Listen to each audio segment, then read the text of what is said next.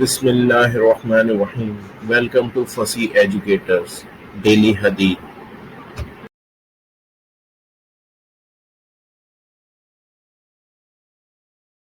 عثمان بن عفان رضی اللہ عنہ کہتے ہیں کہ میں نے رسول اللہ صلی اللہ علیہ وآلہ وسلم کو فرماتے ہوئے سنا ہے، جو شخص 3 بار بسم اللہ الذي لا يضر مع اسمه شيء في الأرض ولا في السماء وهو السميع العليم، اللہ کے نام سے کے ساتھ جس کے نام کے ساتھ زمین و آسمان میں کوئی چیز نقصان نہیں پہنچاتی اور وہی سننے والا اور جاننے والا ہے، کہے تو اسے صبح تک اچانک کوئی مصیبت نہ پہنچے گی، اور جو شخص 3 مرتبہ صبح کے وقت اسے کہے تو اسے شام تک اچانک کوئی مصیبت نہ پہنچے گی.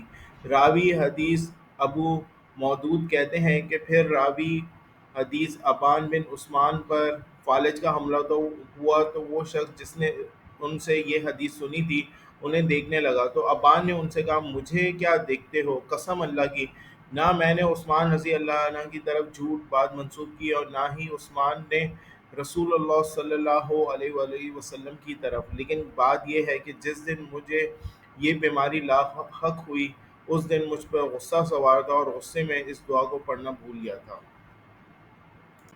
Narrated Uthman ibn Affan.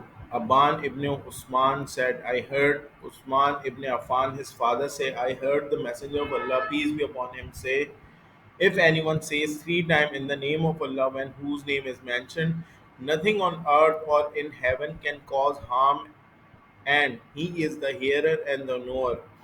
He will not suffer sudden affliction till the morning, and if anyone says this in the morning, he will not suffer sudden affliction till the evening. Aban was afflicted by some paralysis, and when a man who heard the tradition began to look at him, he said to him, why are you looking at me?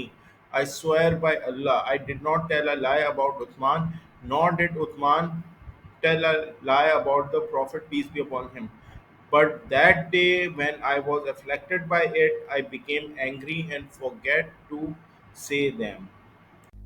Thanks for watching. Please subscribe our channel FasihiEducators.